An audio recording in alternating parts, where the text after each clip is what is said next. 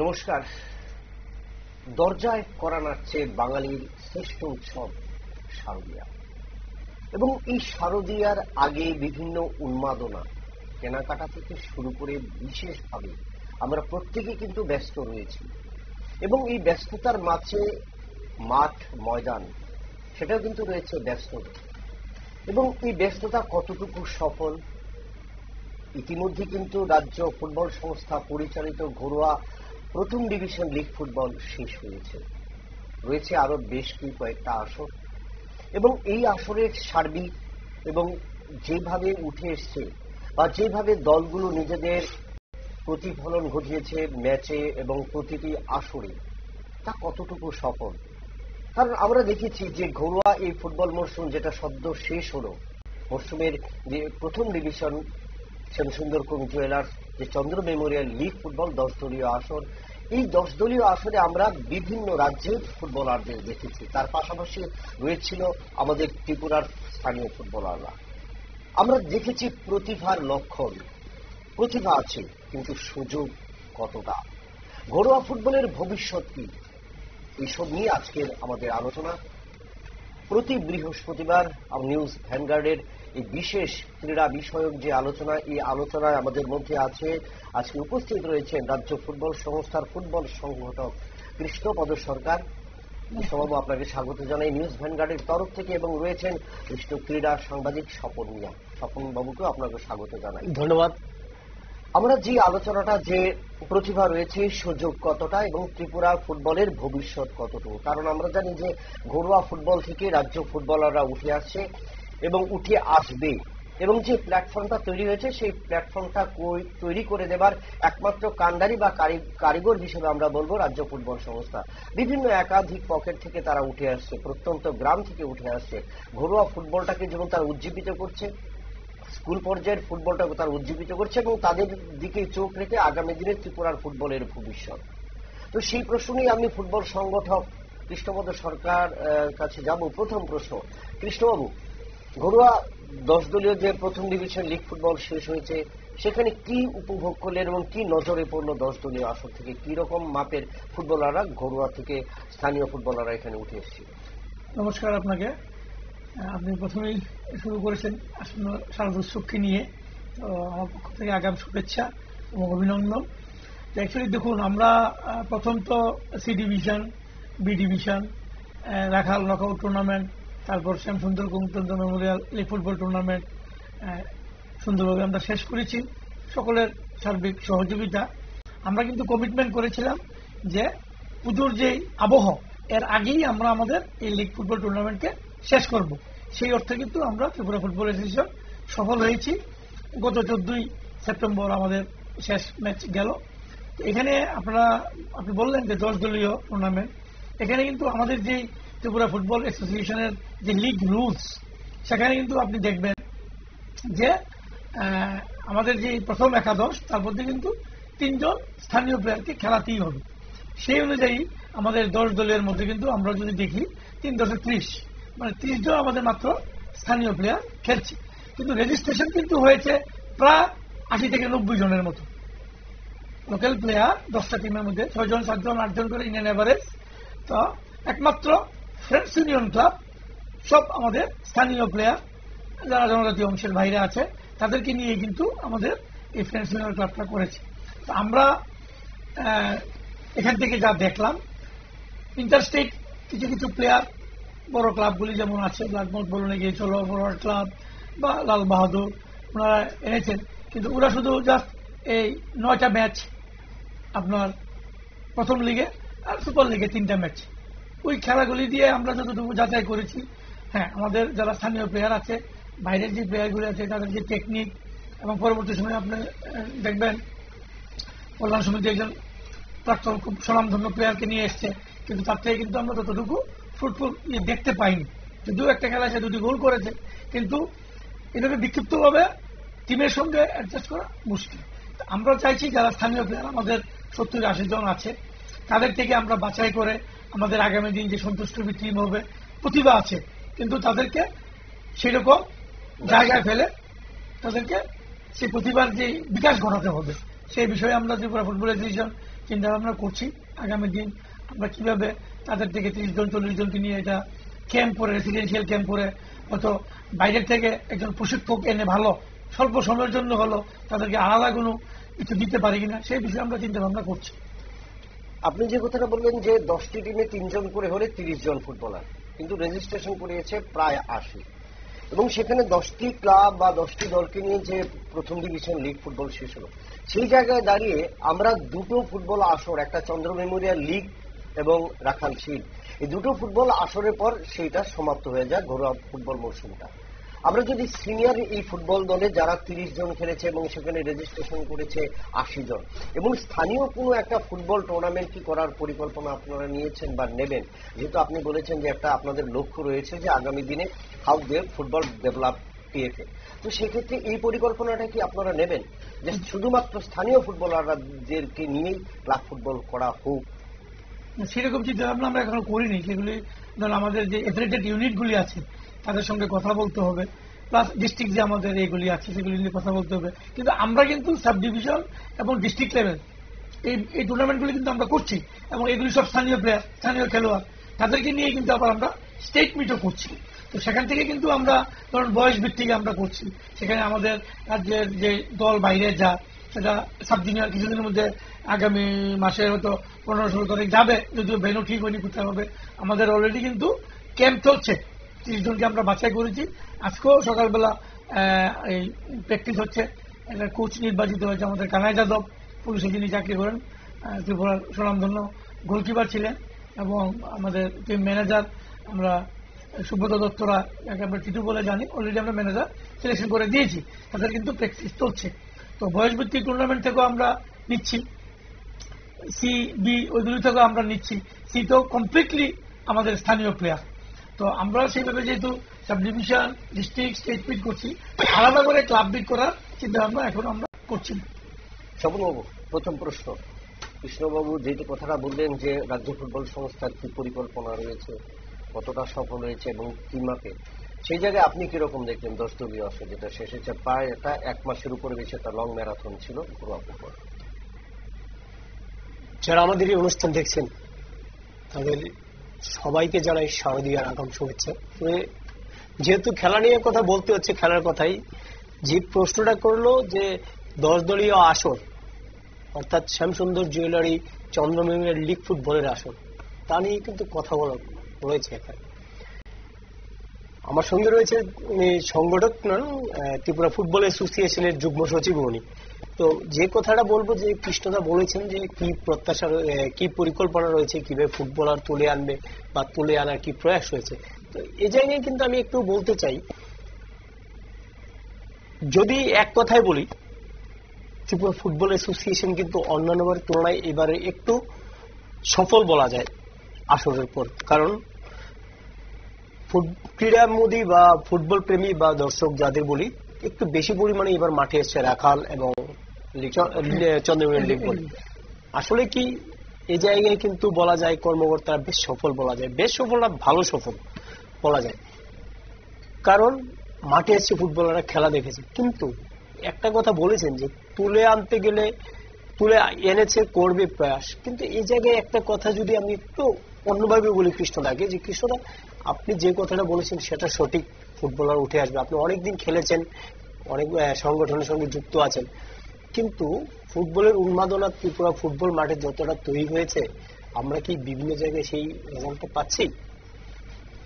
উত্তরটা অবশ্যই আপনি দেবেন। কিন্তু এই জায়গায় বলবো যে পরিকল্পিতভাবে ফুটবল আসর পরিচালনা করেছে বা সুন্দরভাবে সফল করেছে, এজন্য ত্রিপুরা ফুটবল অ্যাসোসিয়েশনকে ধন্যবাদ জানাচ্ছি। এছাড়া সবার আগে ধন্যবাদ জানাচ্ছি যে একজন আমাদের যে ফুটবলারকে নিয়ে অনেক বিতর্ক হয়েছে, পারভেজ ভুঁইয়ার কথা বলছি, অনেক বিতর্ক হয়েছে, অনেক অবজেকশন ছিল, অনেক নোটিফিকেশন হয়েছে,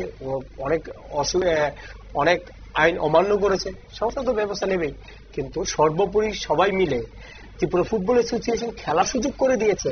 তার জন্য কিন্তু ত্রিপুরা ফুটবল অ্যাসোসিয়েশনকে আমি ব্যক্তিগতভাবে অনেক অনেক ধন্যবাদ জানাচ্ছি। কারণ আমি কিন্তু সবচেয়ে বেশি প্রতিবাদী ছিলাম পারভেজকে নিয়ে, যে পারভেজ স্থানীয় ফুটবলার, পারভেজকে খেলার সুযোগ করে দিলে টিএফ এর ভালো হবে।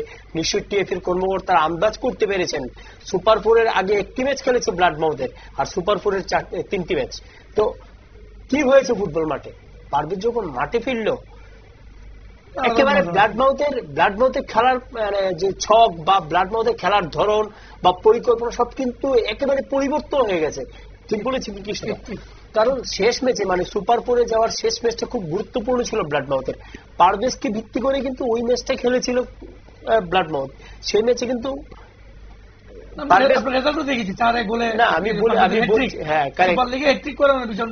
ঠিক, কিন্তু পারভেজের উপর ভিত্তি করে কিন্তু ম্যাচটা উঠতে গিয়েছিল। তারপর বলে গেছিলাম যে বিপ্লবের মনে আছে বোধহয় যে পারভেজ কিন্তু কিছু করে দেখানোর জন্য উদ্গ্রীব হয়ে আছে। কারণ কি, পারভেজকে যে সুযোগ দেওয়া হয়নি সেটা বলবো না, মানে নিজের ফাঁদে আটকে গেছিল, আটকে বেরিয়ে এসে নিজেকে প্রমাণ করার যে ওর ভেতরে উন্মাদনা ছিল, ওর ভেতরে যে ইচ্ছা শক্তি ছিল, সেটা কিন্তু মাঠে প্রমাণ করেছে। সুপার 4 এর মতো ম্যাচে হ্যাটট্রিক করেছে, 3টি গোল, তারপর আরো একটি গোল, মানে 4টি গোল করে সুপার 4 এর সেরা স্কোরার নির্বাচিত হয়েছে। ঠিক বলেছি তো? তো এই জায়গায় বলবো পারভেজকে সুযোগ করে দিয়ে শুধুমাত্র ত্রিপুরা ফুটবল অ্যাসোসিয়েশন পারভেজকে জায়গায় করে দেয়নি, ত্রিপুরা ফুটবল প্রেমীদের এবং মাঠে যারা গেছেন তাদের ভালো খেলা দেখার একটা সুযোগ করে দিয়েছে। এর জন্যই কিন্তু ত্রিপুরা ফুটবল অ্যাসোসিয়েশনকে ধন্যবাদটা জানাতে হচ্ছে। তবে স্থানীয় ফুটবলার নিয়ে পারভেজ তো সবাই তো আর পারভেজ নয়, সবাই তো আর পারভেজের মতো উচ্চ জায়গায় যেতে পারবে না। তবে তাদের তুলে আনার জন্য কি করতে হবে? সবার আগে যে জিনিসটা আমি বলবো, প্রশিক্ষণ দিয়ে ছেড়ে দিলে চলবে না। কারণ কৃষ্ণদার কাছে একটা কথা বলি যে আমাদের পিছুটান কিন্তু রয়েছে সবার, খেলোয়াড় হিসেবে কিন্তু পিছুটান আছে, সেটা অর্থনীতি। 19-20 বছরে একটা ছেলে খেলবে, ঘরে গিয়ে খাবার কিছু পাবে না, তাহলে তার শারীরিক সক্ষমতা কোথায় থেকে আসবে? সে নিজেকে কতটা উজাড় করতে পারবে? ঘরে গিয়ে দেখবে বাবা খাবার আনতে পারছে না, সে খেলে গেছে, খেতে পারবে না, বাবা খাবার জন্য তাকিয়ে রয়েছে ওর দিকে। আসলে এটাই তো সবচেয়ে বড় সমস্যা। উদাহরণ দিয়ে যদি বলি, ত্রিপুরা স্পোর্টস স্কুলের কথাই বলি। আজ থেকে ধরো 10-12 বছর আগে ত্রিপুরা স্পোর্টস স্কুল ভারতবর্ষের মানচিত্রে একটা খুব ভালো জায়গায় ছিল, এখন সেটা পারছে না। কিন্তু যারা ওই সময় ফুটবল খেলতো, স্কুলে পড়তো 12 অব্দি, তারপর কিন্তু তারা হারিয়ে গেছে। কারণ 12 পড়া পর্যন্ত কোনো চিন্তা করতে হয়নি, খাবার, প্রশিক্ষণ, ঠিক বলেছি কিছু না, প্রশিক্ষণ, ড্রেস বা কে কখন মাঠে যেতে হবে চিন্তা করতে হয়নি, সব নিয়মিতভাবে অটোমেটিক হয়ে গেছে। কিন্তু যখন সে 12 পাস করলো, কলেজে চলে গেল, যখন 18 বছর হলো, যখন বাড়ি গেল, গিয়ে যখন দেখলো যে বাবার কাজ নেই, মা ঘরে শুয়ে রয়েছে, ছোট ভাই কাজ পাচ্ছে না, সে কিভাবে মনোসংযোগ করবে ফুটবলে? আর একটা জিনিস বলি, ফুটবল বডি কন্ট্যাক্ট গেম হোক আর যা কিছু হোক না কেন, মনোসংযোগ কিন্তু সব থেকে বড় ব্যাপার। কৃষ্ণদা আমার থেকে ভালো বলতে পারবেন, মনোসংযোগ কিন্তু একটা বড় ব্যাপার। সেই জায়গায় কিন্তু আমাদের যে ফুটবলার তুলে আনার প্রশিক্ষণ দিলেই চলবে না, এর আগে ওই বিষয়গুলো কৃষ্ণদা চিন্তা করতে হবে। তাহলে স্বপন, আমি একটা কথা বলি, যে কথাটা আপনি বললেন যে ত্রিপুরা স্পোর্টস স্কুল একটা সময় ভালো জায়গায় ছিল, ঠিক আছে। আমরা জানি যে 2014 সালে ভারত সেরা স্কুল চ্যাম্পিয়ন হয়েছিল, নেপালের বিরুদ্ধে তারা পরাজিত হয়েছে, কিন্তু ভারতের মধ্যে সেরা। সেই জায়গায় দাঁড়িয়ে বর্তমানে ত্রিপুরা স্পোর্টস স্কুল একটি ছিল 2000 সালে, যেটা বাদারঘাট স্পোর্টস স্কুল প্রতিষ্ঠিত হয়েছিল। তারপর আমরা পানিসাগরে আরেকটা হলো। কিন্তু বর্তমানে যদি দেখি, বর্তমান সময়ে আন্ডার-17 এবং আন্ডার-15 দুটো আসরে অংশ নিয়ে কিন্তু ত্রিপুরা ফুটবলের স্পোর্টস স্কুল দলের ভরাডুবি, চূড়ান্ত ভরাডুবি। এবং এই জায়গাটা যদি বলি, সারা বছর কিন্তু তারা পাচ্ছে, কিন্তু আন্ডার-15 আন্ডার-17 দলটা কেন সফল হলো না? আমি পরের প্রশ্নটা পরে যাব কৃষ্ণবাবুর কাছে, যে প্রশ্নটা যখন তারা দ্বাদশ শ্রেণী পরীক্ষা দিচ্ছে, হোস্টেল থেকে বেরিয়ে যাচ্ছে, তাদের খাবার সমস্যা, অর্থনৈতিক সমস্যার একটা জর্জরিত।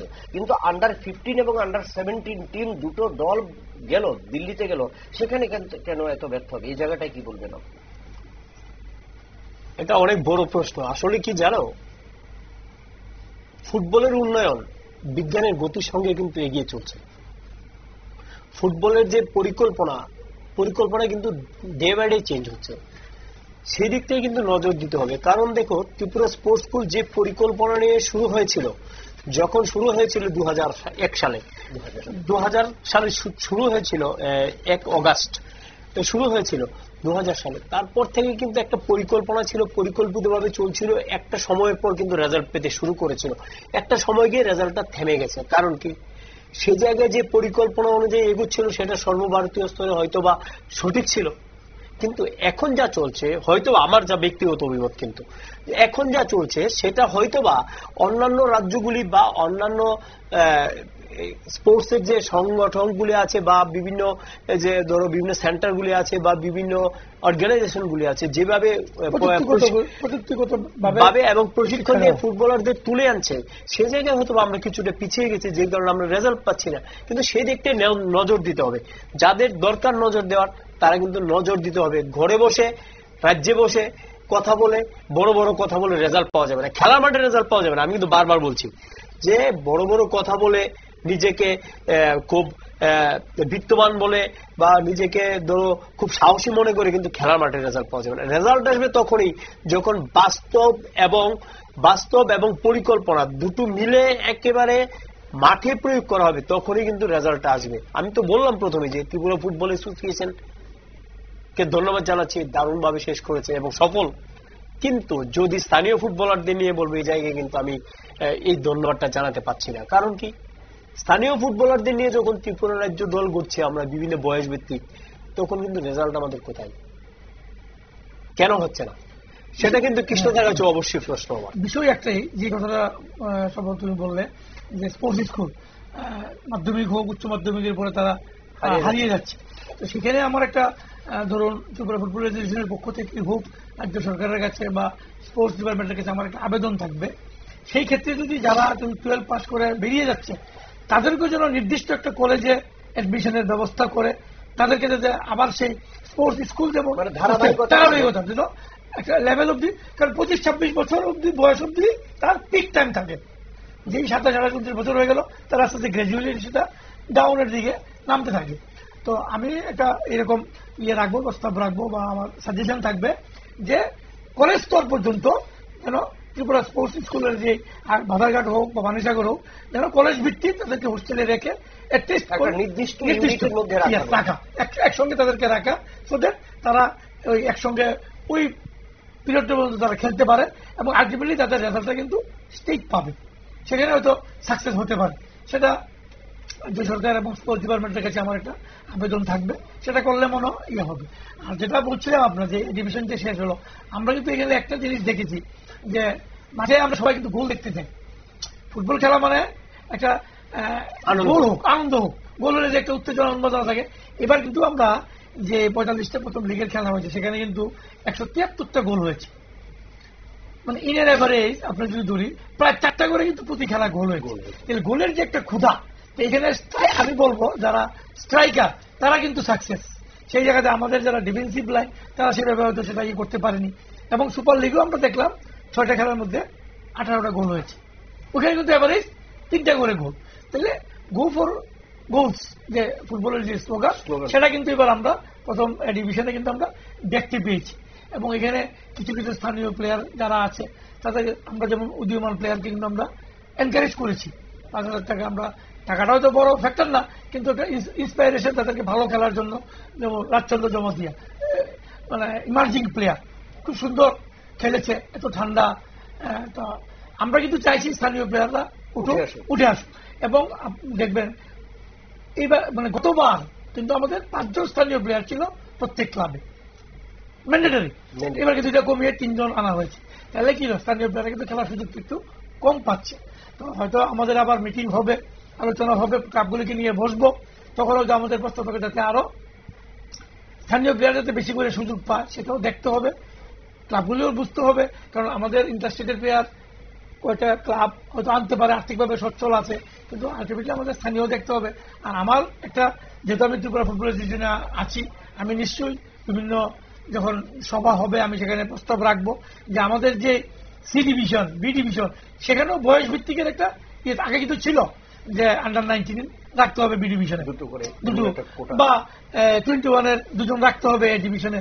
তো অ্যাটলিস্ট এ ডিভিশনে হোক বা সি এবং বিতে যেন আন্ডার-14, আন্ডার-17 এরকম একটা কোটা করে দিলে স্থানীয় প্লেয়াররা খেলার সুযোগ পাবে। আপনি যদি মাঠে না খেলতে পারেন, মাঠের সাইড বেঞ্চে, রিজার্ভ বেঞ্চে বসে থাকে শুধু খেলা উপভোগ করলে আপনি হারিয়ে যাবেন। মাঠে খেলতে হবে। আর আমরা যেটা চিন্তা করছি যে এবার আগামী দিনে আমরা মিটিং করে আমাদের যে হোম এই সাব ডিভিশন ওই সাব ডিভিশনে যাবে, ওই ডিস্ট্রিক্টে যাবে, যখন আমরা সাব ডিভিশন মিটগুলি করবো, আমরা home away, inter sub division, inter district home away match করার চিন্তা ভাবনা আমরা করছি। এটা প্রাথমিকভাবে আমরা আলোচনা করেছি। আগামী দিনে যখন আমাদের জেনারেল মিটিং বা গভর্নিং বডির মিটিং হবে, সেখানে আলোচনা করবো যাতে সোনামুড়ার প্লেয়ারগুলি যেন ধর্মনগরকে খেলতে পারে। তাহলে ওখানের যে অ্যাটমসফিয়ার, ওখানে জনগণ দেখতে পারবে যে সোনামুড়ার যে প্লেয়ারগুলি কিরকম খেলে। এটা গেল একটা দিক।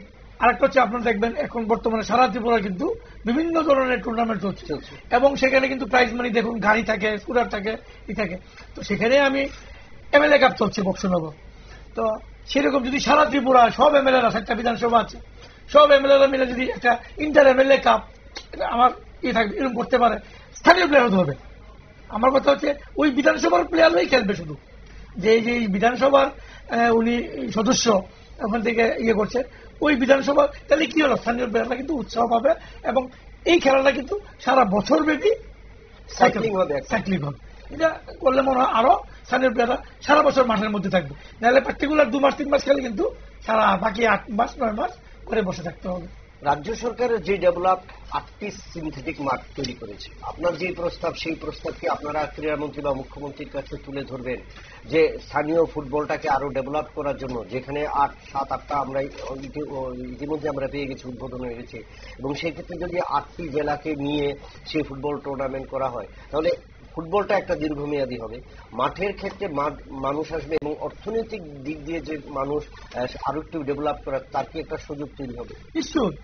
পরিকাঠামোর আমাদের এখন অভাব নেই। অনেক আপনি বললেন মাঠ হয়েছে, তা আপনি যে কথা বললেন 8টা ডিস্ট্রিক্টের যে বিধানসভাগুলি আছে, ওখানে ওই ডিস্ট্রিক্ট ওয়াইজ যারা মানে এমএলএ আছেন, ওখানে একটা এমএলএ কাপ করুক না, ডিস্ট্রিক্ট ওয়াইজ। তো এখান থেকে যে কোনো একটা বিধানসভার ক্ষেত্রে ওরা চ্যাম্পিয়ন হবে। সেই 8টা ডিস্ট্রিক্ট কিন্তু সাংগঠনিক ভাবে হয়তো 9টা ডিস্ট্রিক্টও হতে পারে, এটা পরের বিষয়। ওখান থেকে যারা চ্যাম্পিয়ন হবে তারা খেলুক বিভিন্ন জায়গাতে, তাদেরকে নিয়ে রাজধানীতে হোক একটা বড় টুর্নামেন্ট হোক। হ্যাঁ, তাহলে কিন্তু একটা উন্মাদনা আসবে। হ্যাঁ, আমার মনে হয় সেটা আমরা প্রস্তাব নিশ্চয়ই রাখবো যে এমএলএ কাপ যেরকম বক্সনগর হচ্ছে সেরকম সারা ত্রিপুরা ব্যাপী জেলা ভিত্তিক হোক, অসুবিধা নেই তো। তাহলে কি হলো, যে স্লোগানটা আমাদের চলছে যে মানে সে not to drug but to sports, সবাইকে মাঠে আসার যে যুব সম্প্রদায়কে নেশার থেকে যে মুক্ত করার একটা তাগিদ, রাজ্য সরকারের যে একটা তাগিদ আছে, সেটা কিন্তু অনেকাংশে মানে বাস্তবে করতে রূপ পাবে। যদি সারা বছর ব্যাপী আমরা এই জেলাভিত্তিক এমএলএ কাপগুলি করতে পারি, সেটা কিন্তু একটা ভালো রেজাল্ট আমরা পাবো। তো সেইভাবে প্রস্তাব আমরা আশা করি রাখবো। আমি তো নিশ্চয়ই আমার ত্রিপুরা ফুটবল অ্যাসোসিয়েশনের কাছে এটা প্রস্তাব রাখবো, যাতে আমরা প্রস্তাব আকারে তৈরি করে রাজ্য সরকারের কাছে পাঠাতে পারি। এই আপনার এই কথার সাথে দুটো জিনিস মিল রয়েছে। একটা হলো ঘরোয়া ফুটবলে স্থানীয় ফুটবলারদের উঠে আসার একটা পথ প্রশস্ত হবে। সেই জায়গাটায় যদি বলি, এখন এই বছর আমরা 3জন করে ফুটবলারকে দেখেছি প্রত্যেকটি দলে। কিরকম লড়াই করলো ইন্টার স্টেটের ফুটবলারদের সাথে, মানে ঘরোয়া যে স্থানীয় ফুটবলাররা রয়েছে বা জনজাতি অংশের ছেলেরা, কিরকমটা লড়াই? দারুণ দারুণ লড়াই করেছে। কারণ আপনি 8 জন ইন্টার স্টেটের প্লেয়ার আর 3 জন, কোনো কোনো টিমে তো 3 জন তো মিনিমাম 5 জন 6 জন 7 জন খেলিয়েছে, যেমন টাউন ক্লাবে ম্যাক্সিমাম খেলে। আর ফ্রেন্ডস তো পুরো টিমটাই স্থানীয়, ওরা খেলেছে। ওদের দুর্ভাগ্য গোল পায়নি, ম্যাচ টেম্পারামেন্ট বা অন্যান্য যে কোনো বিষয়ে তারা হয়তো লেগিং ছিল, যে কোনো তাদের অবনমন হয়ে গেছে। আগামী বছরে কিন্তু আমরা একটা ভালো খেলা দেখতে পাবো, কারণ আমাদের শান্তিপাড়ার যে ঐক্যতান যুব সংস্থা, ওরা কিন্তু আগামী বছর এই ডিভিশনে খেলবে। তো সেখানেও আমরা আশা করছি আরো ভালো প্রতিযোগিতা হবে। আমার ছোট ভাই স্বপন যা বললো আর কি, যে এবার টিএফএ যতটুকু সাকসেস হয়েছে, আগামীবার হয়তো আমরা আরো পরিকল্পনা নিয়ে সুন্দরভাবে আমরা করার চেষ্টা করব। আমাদের পরিকল্পনা তো অনেক কিছু আছে, তো সবগুলি নির্ভর করছে আর্থিক সংস্থানের উপরে।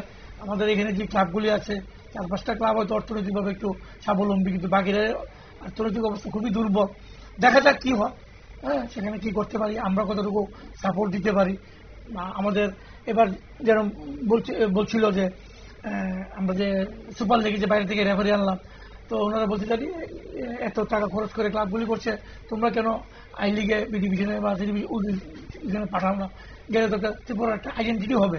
আমরা চিন্তা ভাবনা করছি, ক্লাবগুলির সঙ্গে আমরা বসে কথা বলবো আগামী দিনে আরো যাতে খেলার মান উন্নয়ন হয়, খেলার মানচিত্রে ত্রিপুরা যেন আরো উপর দিকে যেতে পারে, আমরা নিশ্চয়ই চেষ্টা করবো। কিরকম উপভোগ করলেন? কল্যাণ সমিতি এই প্রথমবার প্রথম ডিভিশনে অংশ নিয়েছিল এবং সুপার লিগে তারা লড়াই করেছে। কিরকম উপভোগ করলেন? খুব ভালোই উপভোগ করেছি। বিশেষ করে সুপার লিগে তো ভালো ফাইট দিয়েছে, কিন্তু আমি যেটা বললাম সেখানে একটা ম্যাচ কম্বিনেশনের ব্যাপার আছে। সফল দীর্ঘদিন ফুটবল খেলেছে, কারণ আপনি হঠাৎ করে টিমে এসে ঢুকে, এটা তো টিম গেম। আপনি যতই ভালো প্লেয়ার হোক, একা ফুটবল হয় না। তো কল্যাণ সমিতি গ্রুপ লিগে যে ফাইট দিয়ে এসছে, সুপার লিগে গিয়ে হয়তো সেই ফাইটটা দিতে পারেনি, ওদের আশা ছিল। কিন্তু স্থানীয় প্লেয়ার যারা চেষ্টা করেছে, কিন্তু ওদের দুর্ভাগ্য সে রেকর্ডটা করতে পারেনি, যে প্রথমবার ডিভিশনে খেলে সুপার লিগে উঠে অ্যাটলিস্ট রানার্স আপ বা চ্যাম্পিয়ন হওয়ার যে সুযোগ তাদের কাছে ছিল সেটা তারা করতে পারেনি। তাদের যে শেষ ম্যাচটা ছিল সেটা যদি জয়লাভ করতে পারতো, তাহলে পরের ম্যাচে গিয়ে জলসংঘ এবং যে নাইটবোর্ডের খেলাটা ছিল সেখানে একটা আশার থাকতো। যাই হোক, যা হয়েছে ভালোই হয়েছে, আমরা তো পেয়ে গেলাম। বার্নমাউথ দীর্ঘ 8 বছর পর ওরা চ্যাম্পিয়ন হয়েছে এবং ওদের ট্র্যাক রেকর্ডও ভালো, 21 বার ওরা চ্যাম্পিয়ন হয়েছে। ফরওয়ার্ড ক্লাব যেমন শিল্ড চ্যাম্পিয়ন হয়েছে, আবার এগিয়ে চলো রানার্স আপ হয়েছে, শিল্ডে বার্নমাউথ রানার্স আপ হয়েছে। তো এগুলি তো থাকবে, সেটাকে আমরা সেভাবে গ্রহণ করতেই হবে। স্বপনদা, একটা কথা বলবো যে কল্যাণ সমিতি প্রথমবার এ ডিভিশন খেলেছে, সুপার লিগে অংশ নিয়েছে। সেই জায়গায় দাঁড়িয়ে আমরা পেয়ে গিয়েছিলাম যে বি লাইসেন্স কোচ আবু তাহেরকে সেই দলের প্রশিক্ষক হিসেবে। তিনি একটা জায়গায় স্বীকার করে নিয়েছেন, আমি প্রাক্তন ফুটবলার এবং বর্তমানে ক্রীড়া সাংবাদিক বা ফুটবল সম্বন্ধে আপনার অনেক অভিজ্ঞতা রয়েছে। সেখানে আবু তাহের বলেছেন যে টেম্পারমেন্ট, এই ডিভিশনের যে টেম্পারমেন্ট সেটা তারা ধরে রাখতে পারেনি বা তাদের কাছে সেই জিনিসটা ছিল না। এটা কতটুকু সফল বা কতটুকু যুক্তিযুক্ত?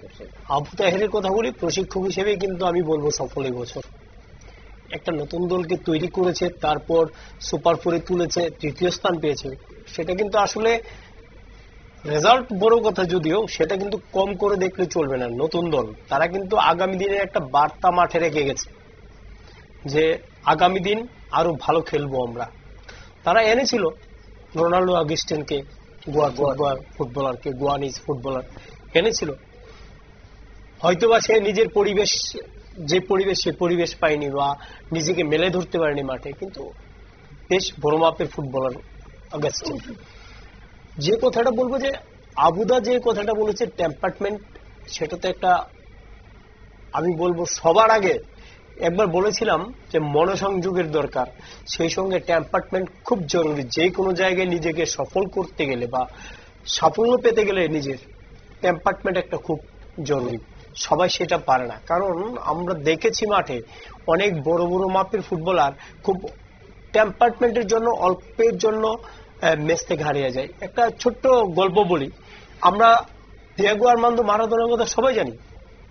1982 সালে যখন সে বিশ্বকাপ খেলতে গেল আর্জেন্টিনার হয়ে, বিপক্ষের রক্ষণভাগের ফুটবলার এতটা প্রহার করলো, সে মেজাজ হারিয়ে দ্বিতীয় ম্যাচে লাল কার্ড দেখে বাড়ি চলে এসেছিল। দেখো 82 আর 86, 4 বছর। 1986 সালে শুধু ম্যাচ টেম্পারমেন্ট, আর আর্জেন্টিনার চ্যাম্পিয়ন না, নায়ক মারাদোনা। বিশ্বমানের গোল, ভগবানের হাতের গোল, সব মারাদোনার। কিভাবে সম্ভব? মারাদোনাকে যখন প্রশ্ন করা হয়েছিল যে আপনি তো 82 সালে মাত্র দ্বিতীয় ম্যাচের লাল কার্ড দেখে বাড়ি চলে গেছেন, এবছর সফল। তখন আমার একটা ভুল হয়েছিল, নিজেকে কন্ট্রোল করতে পারিনি। আর সবার আগে যে জিনিসটা কন্ট্রোল করেছি, নিজের টেম্পারমেন্ট যেমন নিজের নিয়ন্ত্রণে রাখার চেষ্টা করেছি, তেমনি বিপক্ষের রক্ষণভাগ থেকে নিজেকে কিভাবে বাঁচাতে হবে, এই 4 বছর শুধু সেই প্র্যাকটিসটাই আমি করেছি। তাহলে মারাদোনার কথা কি আসলে? মারাদোনার মতো প্লেয়ার যদি এই কথা বলে টেম্পারমেন্টের কথা, তাহলে আবুদা কোথায় খারাপ বলো? আবুদা তো ভালোই বলেছে। আমি খারাপের কথা বলিনি। আবুদা যা বলেছে, আবুদা বি লাইসেন্স কোচ ত্রিপুরার, অনেক অনেক পড়াশোনা করে, অনেক অনেক।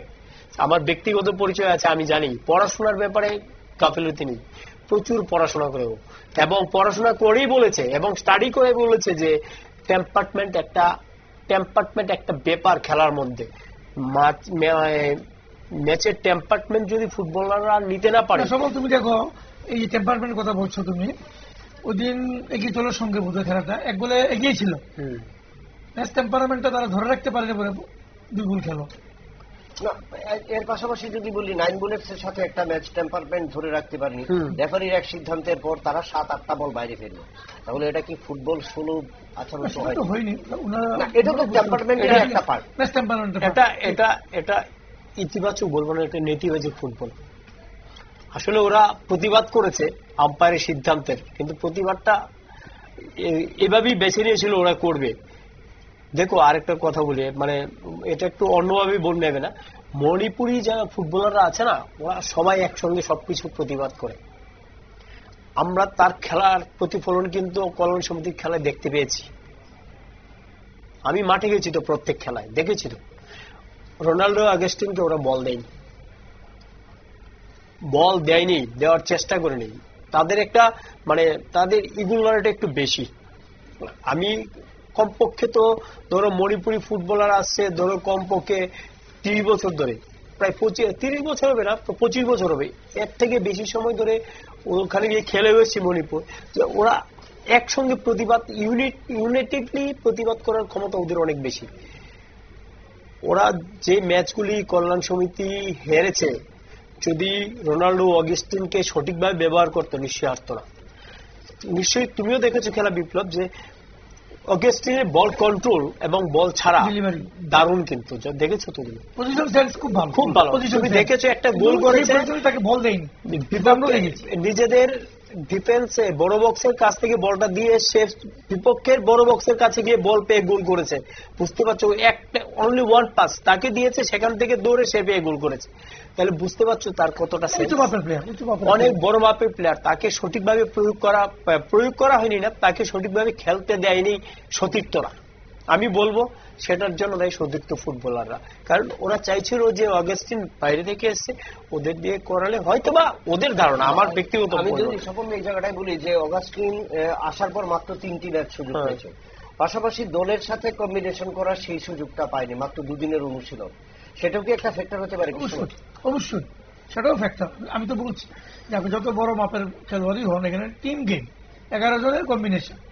এখানে সবাই যেটা বললো, ও তো বল পেলে তারপর খেলবে, তার যে কোয়ালিটি, সে পারফর্ম তখনই করতে পারবে তার কাছে যদি বল আসে।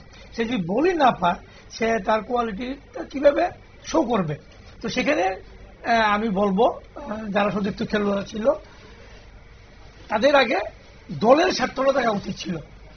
তারা ব্যক্তিগত স্বার্থ, সেটা ব্যক্তিগত বলো ইগুর যে ভেটা, সেটা বাদ দিয়ে যে আগে আমার টিমকে উইন করতে হবে, বাকিটা পরের ব্যাপার। কারণ আমি অনেক সময় মাঠে দেখেছি যে অগাস্টিন ভালো পজিশনে ছিল, তাকে বল দিলে হয়তো সেরকম অ্যাটাকিং হতে পারতো বা একটা পজিটিভ চান্স ইয়ে করতে পারতো, কিন্তু তাকে বল দেয়নি।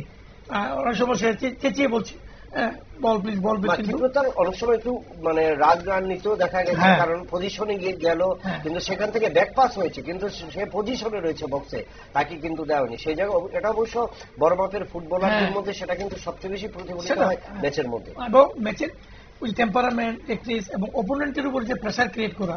আপনি দ্বিতীয় ম্যাচটা যদি দেখেন, ওকে যখন তুলে নিল, এক গোলে কিন্তু লিড ছিল, যেই ওকে তুলে নিল তারপর কিন্তু পরপর 2টা গোল খেল। সেখানে দেখুন, ও যখন মাঠে ছিল, ওকে ব্লক করার জন্য কিন্তু 2টা প্লেয়ার সবসময় এনগেজ থাকতো। যখন তাকে সুযোগ পেত, যখন তাকে তুলে নেওয়া হলো, অপোনেন্টের 2টা প্লেয়ার কিন্তু ফ্রি হয়ে গেল। তো এই জিনিসগুলো ওখানে কিছু ম্যানেজমেন্ট, এটা কিছু লেগ থাকতে পারে। আবু অনেক বড় মাপের, যেহেতু এটা সুপার 4-এর প্রথম ম্যাচ এগিয়ে চলো সঙ্গের বিরুদ্ধে কথাটা বলছে কৃষ্ণ, এগিয়ে চলো সঙ্গের বিরুদ্ধে সেটা হয়েছে। আসলে দেখুন, আজকালকে না আমরা দেখেছি মাঠের ভেতরের কোচ থেকে মাঠের বাইরে অনেক কোচ থাকে, প্রশিক্ষক থাকে, সমর্থক থাকে, যারা প্রেসার ক্রিয়েট করে। আবুরা বলেছিল ইন্টারভিউতে, যখন আমি ব্যক্তিগতভাবে জিজ্ঞাসা করেছিলাম যে ওকে, ওর সঙ্গে তো 2টো ডিফেন্ডার ব্যস্ত ছিল, খুব ভালো ছিল, ওকে তোলা হয়েছিল, তখন আবুদা বলেছিল দেখো সবকিছু তো মাঠের ভেতরে বসে ডিসিশন নেওয়া যায় না, বাইরে থেকেও কিছুটা ডিসিশন নিতে হয়। তো বাইরের ডিসিশনই তোলা হয়েছে, সেটা আমার ব্যক্তিগত সিদ্ধান্ত ছিল না। আসলে আমরা তো দেখি প্রশিক্ষককে, তাই বলি প্রশিক্ষকের কথাই বলি। যাই হোক, তবে সব থেকে বড় কথা কল্যাণ সমিতি একটা মাঠে কিন্তু একটা ভালো বার্তা দিয়ে গেল আগামী দিনের, যে ভালো ফুটবল খেলার বার্তা কিন্তু মাঠে ছড়িয়ে দিয়ে গেছে। এবং এই যে বার্তা দেওয়া, প্রচুর সমর্থকের মন জয় কিন্তু করে নিয়েছে ওরা। ওরা কিন্তু কিছু আমি ভুল যদি না বলি, প্রচুর দর্শকের মন জয় করে নিয়েছে। যারা মিডলম্যান ছিল, ভালো খেলে সমর্থন করব, এবার কিন্তু কল্যাণ সমিতি সেটা করে নিয়েছে যে কিছু সমর্থকের মন জয় করে নিয়েছে, যারা আগামী দিন কল্যাণ সমিতিকে দারুণভাবে সাপোর্ট করবে। স্বপন একটা কথা বলেছি যে বাইরের প্রেসার দলগুলোর এটা চাপে পড়ে। আমরা নিউজ ভ্যানগার্ড যেটা কভার করেছি, যেটা সবসময় দেখেছি, এবছরের নকআউট ফুটবলে চ্যাম্পিয়ন হয়েছে ফরওয়ার্ড ক্লাব, কিন্তু সেই দলকে অতিরিক্ত চাপ দিতে গিয়ে তারা 5টি ম্যাচ ড্র করেছে, 10 পয়েন্ট হাতছাড়া সুপার লিগ থেকে তারা ছিটকে যায়। এবং সেখানেই কিন্তু দর্শক একটা কথা বলেছে, যে যেটা আমাদের কাছে রয়েছে, যে দর্শক বলেছে অতিরিক্ত প্রেসার। কোচ একটা জায়গায় রয়েছে, ঘরোয়া স্থানীয় তাদের কর্মকর্তারা এক জায়গায় রয়েছে, ম্যানেজমেন্ট কোথায় করবে সেই জায়গাটা কি তালগোল পাকালো, তার জন্য কি দ্বিমুকুট জয় করতে পারেনি, এই জায়গাটা কি বলবেন? অবশ্যই বলবো। আপনি দেখুন, সুভাষ বোস লাইসেন্স না থাকতে পারে, কিন্তু দীর্ঘদিনের অভিজ্ঞ কোচ, কিন্তু অনেক রেকর্ড আছে ওরা। আমি যেটা বলবো, শোভন আমার ভাই যেটা বলছিল যে আবু তাহের বাইরে থেকে প্রেশার আছে, তো অ্যাকচুয়ালি কোচকে তার স্বাধীনতা দিতে হবে। কোচ কিন্তু স্বাধীনতা না দিই, আপনি দেখুন আজকে ভারতবর্ষের টিমের কথা চিন্তা করে দেখুন, এই যে কাফা ন্যাশনস কাপে যে গেল, সেখানে আমরা এই যে খালিদ জামিলকে আমরা কোচ করেছি, ওর প্রথম সিলেকশন দেখেন, প্লেয়ারগুলি যে সিলেকশন করলো এবং তার রেজাল্ট দেখুন। তো ওকে সেই স্বাধীনতাটা দিতে হবে যে মাঠের ভিতরে যে খেলাটা হবে সেটা আমি পরিচালনা করবো এজ এ কোচ। সেখানে অন্য কেউ যদি কথা বলে তাহলে কিন্তু আপনার রেজাল্ট আসবে না। সেটা খালিদ জামিল যখন তাকে নির্বাচিত করা হলো, খালিদ জামিল তার, আমি ইন্টারভিউটা করেছিলাম, খালিদ জামিল স্পষ্ট কথায় বলেছে, যদি আমি আমার মাঠের স্বাধীনতা আমার কাছে দেওয়া হয় তাহলে আমি রেজাল্ট দেখিয়ে দেবো, না রেজাল্ট দেবো, আমি ম্যাচ পরিচালনা করব। সেক্ষেত্রে কিন্তু সেটা দেখালো এবং সাকসেস, এবং সেটা কিন্তু সাকসেস হয়েছে। আমরা এখানেও দেখছি যে এই যে ফরওয়ার্ড ক্লাবের কথা যে বললেন, সত্যি হয়তো ম্যানেজমেন্ট বা বাইরের কোনো চাপ ছিল, যেই টিমটা শিল্ডের চ্যাম্পিয়ন, এবং আমরা তখন ধরে নিয়েছিলাম যে ফরওয়ার্ড ক্লাবকে আটকানোর ক্ষমতা কোনো ক্লাবের হবে না। হ্যাঁ, অবধারিত ওরা লিগও চ্যাম্পিয়ন হবে, কিন্তু দেখা গেল 5টা ড্র, একটা হেরেও গেছে, একটা ম্যাচ হেরেও গেছে, 5টা ড্র করেছে। তো নিশ্চয়ই সেটা ফ্রেন্ডস এবং অন্যান্য ক্লাবের সাথে, যে সমস্ত ক্লাবগুলোর সাথে তাদের জেতার কথা, সেই ম্যাচ তারা ড্র করেছে। সেখানে এই যে 10 পয়েন্ট হাতছাড়া করা, মানে একটা নকআউটে চ্যাম্পিয়ন দল যদি 10 পয়েন্ট লিগের মধ্যে, বিশাল ব্যাপার, বিশাল পিছিয়ে গেছে, লিগের তারা সুপার 4 যেতে পারেনি। বেশ কয়েকটা ম্যাচের পরে সুভাষ বোস বলেছিল যে আমরা সুপার লিগের আগে অন্য ম্যাচ খেলবো, কিন্তু ম্যাচ যত এগিয়ে গেছে আমরা দেখলাম তত কিন্তু তলানিতে গেছে ফরওয়ার্ডের ফুটবলটা, অতিরিক্ত চাপ। একটা কথা বলি যে এই যে ঘরোয়া ফুটবলে এই বছর আমি যদি বলি, যদি আউটস্ট্যান্ডিং প্লেয়ার হিসেবে কাকে বাছাই করা হয় আপনার চিন্তা? স্থানীয় না বহিরাজ্য, দুটো মিলে যদি আমি টালি করি, স্থানীয়টাই বলুন এবং তারপর স্থানীয়। তো আমরা আমাদের বিচারে যারা আমাদের জুরি আছে, সেটা তো আমরা ইমার্জিং প্লেয়ার হিসেবে রাজচন্দ্রকে আমরা দিয়েছি, রাজচন্দ্র দিয়া ভালো। গোলকিপার যেমন আমাদের Amit Jamatia, best goalkeeper super 4 plus through out the league. হ্যাঁ, সেই ক্ষেত্রে আমরা এগিয়ে চলো উত্তম রায়, ওকে আমরা তো এগিয়ে রাখছি, ভালো প্লেয়ার। আর সবাই যেটা বলছিল যে আমাদের যে ইয়ের কথা, প্লেয়ারের কথা, তো ও তো অ্যাকচুয়ালি ওর ভেতরে একটা দিক ছিল যে আমি সুযোগ পাইনি, আমাকে খেলতে দেয়নি বিভিন্ন কারণে, কিন্তু পরবর্তী সময়ে ও কিন্তু প্রমাণ করে দিয়েছে যে আই এম দ্য বেস্ট। হ্যাঁ, এবং তার যে বিভিন্ন জায়গায় আমরা সামাজিক মাধ্যমে দেখেছি, বিভিন্ন জায়গা থেকে যে আসছে পারভেজ ভুইয়ার যে তার যে গ্রহণযোগ্যতা অনেক বেশি।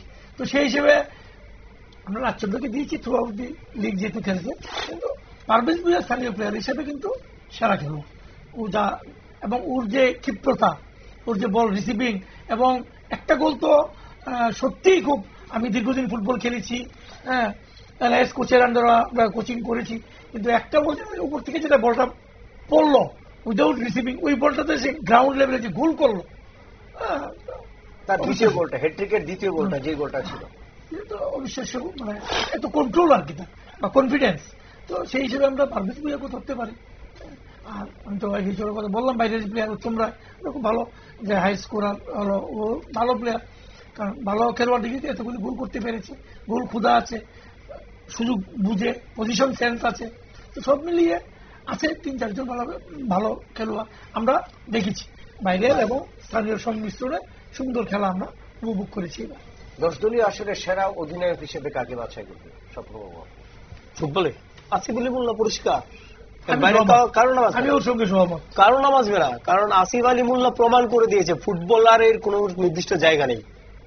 রক্ষণ থেকে গোল করা, গোল করেছে, রক্ষা করেছে আসিফ আলী মোল্লা, এর বাইরে কার নাম বলবো ওভারঅল। আর যদি স্থানীয় বলি তাহলে তো 1-2 জনের নাম আসতেই পারে অধিনায়ক হিসেবে, যেমন আমরা জাভেদ ডার্লিং এর কথা বলতে পারি। জাভেদ ডার্লিং বেশ ভালো দায়িত্ব পালন করেছে। তো এর বাদে আছে এই যে সাবাত আছে, ওরা থাকতে পারে, কিন্তু overall performer as a captain Asif Ali Molla. এর বাদে দ্বিতীয় নাম পাওয়া খুব কঠিন। ঠিক বলেছি কৃষ্ণদা? কৃষ্ণদা, এবছরের যে আমরা দেখলাম একাধিক হ্যাট্রিক হয়েছে ম্যাচে, কটা পরিসংখ্যানে আপনারা কি বলবেন যে হ্যাট্রিক গুলো হয়েছে, সেই মাপটা কতটুকু?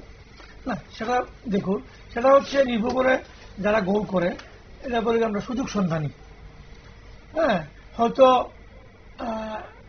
কাকতালীয় হতে পারে যে সুযোগ পেয়েছি, সুযোগের সদ্ব্যবহার করেছি। অনেক সময় হয় যে না শুধু আমার টিমে 1 গোলে জিতলেই চলে, অনেক সময় গোলের ক্ষুধা থাকে যে না আমাকে আরো গোল করতে হবে। এই গোলের ক্ষুধা এবং আমার ভেতরে যদি সেরকম থাকে যে না আমাকে আরো বেশি করে গোল করতে হবে আমার টিমের স্বার্থে, তখন সেই জায়গা হ্যাট্রিকগুলি উঠে আসে। আচ্ছা, মাঝখানে একটু কথা বলে নিই আমি আসিফ আলী মোল্লা সম্পর্কে। আসিফ আলী মোল্লা কিন্তু 3 বছর ধরে আমাদের এখানে লিগ খেলছে এবং 3বারই কিন্তু চ্যাম্পিয়ন, মনে রাখতে হবে। 2 দলে খেলেছে, 2বার এগিয়ে চলতে গেলে চ্যাম্পিয়ন, এবার ব্লাডবাউথ চ্যাম্পিয়ন। ভাগ্যটা নিয়ে এসছে বাইরে থেকে। ওই আমি যখন একবার লাকি শ্রীবাস্তব ফুটবল টুর্নামেন্ট হতো না, তখন ওএনজিসির লাকি শ্রীবাস্তব ফুটবল টুর্নামেন্ট, সেখানে একটা টিম ছিল কলকাতা থেকে, সেটা এরিয়ান দলের প্রশিক্ষক ছিল। ঠিক আছে, ওনাকে যখন জিজ্ঞাসা করেছিলাম আপনার দল তো প্রথম ম্যাচে হেরে গেছে, ভাগ্যের কতটা ঠক্কর দিয়ে খুলতে পারেনি। মানে ভাগ্য একটা জিনিস আছে, সেটা সবার সঙ্গে থাকে না। অনেক ভালো খেলতে পারেন, অনেক ভালো। ক্রিস্টিয়ানো রোনাল্ডো 5 বার ব্যালন ডি'অর জয়ী, কিন্তু একবারও বিশ্বকাপ পায়নি। ঠিক আছে, এখনো পর্যন্ত কিন্তু এমবাপ্পে ব্যালন ডি'অর পায়নি, বাট বিশ্বকাপ চ্যাম্পিয়ন হয়েছে কিন্তু। তাহলে সেটা ভাগ্য একটা ব্যাপার আছে। মেসি পেয়েছে একবার, গেল বছর 22 সালে হলো। আচ্ছা, মাঝখানে একটা কথা ভুলে গেছিলাম যে ফুটবলের উন্নয়ন। দেখো, আমি 2017 সালে অনূর্ধ্ব 17 বছরের বিশ্বকাপ ফুটবল ভারতে হয়েছিল। সেবার কিন্তু ভারতের ক্রীড়ামন্ত্রী বলো, ক্রীড়া সংগঠন বলো, বা সবাই দায়িত্ব নিয়েছিল যে আমরা কিন্তু 2022 সালের বিশ্বকাপ 18 বা 22 সালের বিশ্বকাপ ফুটবলকে পাখির চোখ করছি না, পাখির চোখ করছি 2026 সালের ফুটবল বিশ্বকাপকে। কোথায় আছি আমরা? 103 নম্বরে, সরি 133 নম্বরে আছি। না, আমি একটু কারেকশন করি, আজকে যেটা ফিফা র্যাঙ্কিং এর দিয়েছে সেখানে 133 লাস্ট ছিল, সেটা বেড়ে 134 হয়েছে। একটা পতন ঘটেছে, যেখানে শীর্ষস্থানে এসছে আর্জেন্টিনাকে হারিয়ে, কারণ 11 বছর পর স্পেন কিন্তু আমি মাঝখানে বলতে দাও আমাকে একটু, আমি বলছি। দেখো, যখন পরিকল্পনা করেছিল তখন আমাদের র্যাঙ্কিং ছিল 97 বিশ্ব ফুটবলের র্যাঙ্কিং। ওইটার উপর ভিত্তি করেই কিন্তু আমরা বলেছিলাম যে 2026 সালে পাবো। তাহলে 2017 সাল বা 16 সালে যখন র্যাঙ্কিংটা ছিল, সেটা ছিল 10 বছর আগের ফল। 10 বছর আগের ফল এখন মিলে হয়েছে 134। তাহলে এই 10 বছরের কাজটা কি, আমাদের 8 বছরের কাজটা কি?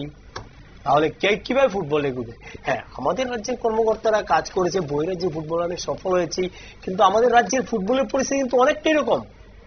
আমি দায়িত্ব নিয়ে বলছি, আজকে থেকে 7-8 বছর আগে দেখো 10 গোল 12 গোল খেত না ত্রিপুরা নামলো, তো হার তো ঠিক আছে, কিন্তু লড়াই করার মানসিকতা ছিল। এখন 11 গোল, 4 গোল, 7 গোল, 6 গোল কন্টিনিউ হচ্ছে, নিয়মিত হচ্ছে ম্যাচে। তাহলে এই 7-8 বছর কি কাজ হলো ফুটবলের? কি কাজ হলো ফুটবলের স্থানীয় ফুটবলারদের নিয়ে?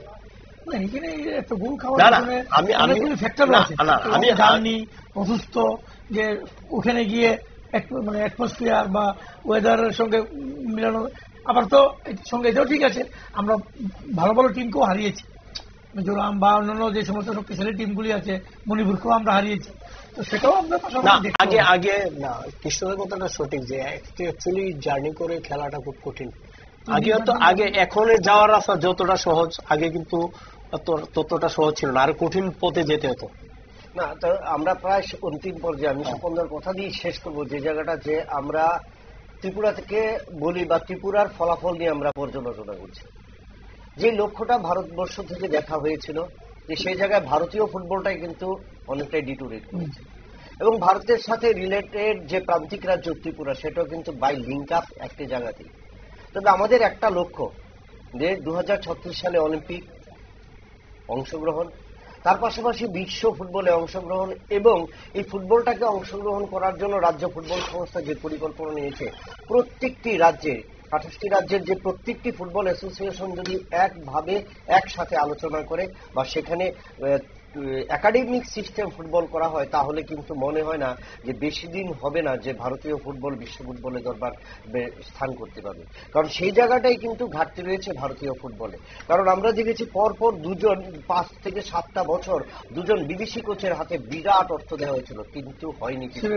কিন্তু আমরা এইবার দেখলাম যে কাফা নেশনস কাপে ভারতীয় ফুটবল দল ভালো পারফরমেন্স করেছে।